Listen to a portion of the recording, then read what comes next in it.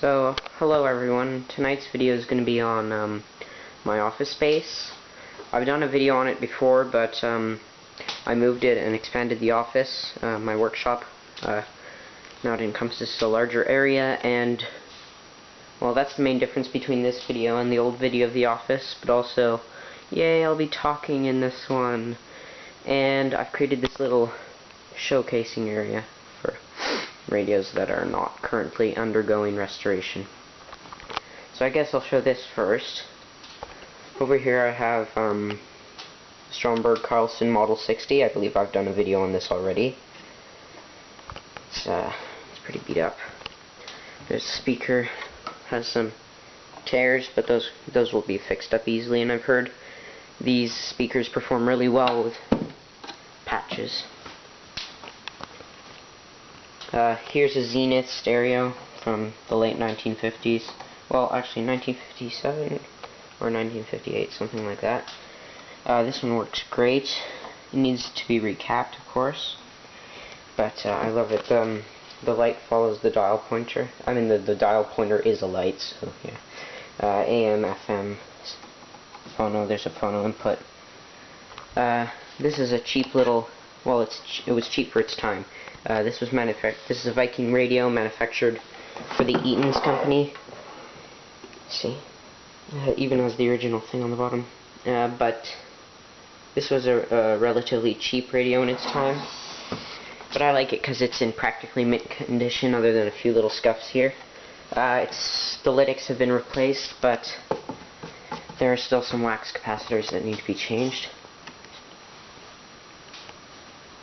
Over here is fairly rare Supertone radio manufactured by the Mohawk Radio Corporation of Toronto. You don't see these often. It's a pretty nice radio. I like it. The only thing I don't like is the knobs are glued on, so if you try to take them off, well, yeah, that old 1940s glue just crumbles. So, yeah, it needs to be re-glued. I think you can take a look at the back. I don't know if you can see anything in there. This is my showcasing cabinet, or just junk cabinet. Oh, well, this isn't junk. Right here I have a Victorine survey meter, civil defense survey meter. These were issued to every civil defense warden in the country between the late 1940s to late 1970s. It works, but I can't really test it because this isn't a Geiger counter.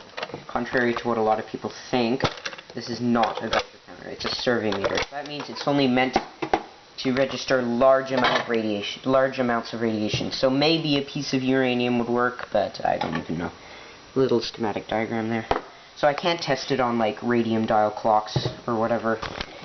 It'll only the only thing that'll ever register on this is if somebody happens to bomb one of these cities. Okay, give me a second.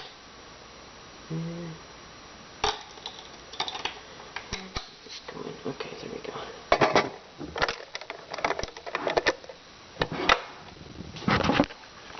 So you can zero it, but if I go circuit check, there you go, works perfectly. Then you can zero it to check it, but it's not going to actually find anything. So yeah, that's that. I really like the logo. Civil Defense logo. I have a couple of things in here. There's a slide viewer, Schlumberger slide viewer. That's a Rittenhouse watch. That is a camera's what are they called? Light meter thing from an old video camera. This is a Kodak Brownie that, lots of people won't like this, but I've converted it into a little speaker thing. So you have the cord there. You can't really see much because it's pretty dark, but whatever. Here are just some extra tubes I have. Most of them are garbage, actually. Like this one's dead. This one's dead. This one's most probably dead. Yeah. Down here I have this is a Seabreeze record player. It's in pretty rough condition. I got it for $2 at the Goodwill store. And it's falling apart. The cord is all rotted. The tubes are missing. Yeah. Knobs are falling off. This here is a lamp of some description, like a spotlight lamp. It's really cool. It works really well. Speaker there. Has a lens there. And this you can zero in on whatever you want. It's made by the Scientific Instrument Company of America. I think it was probably used in hospitals or scientific laboratories or something. Here's the box for the survey meter. It's just got a bunch of random crap in it. This is a VU meter. It's pretty cool.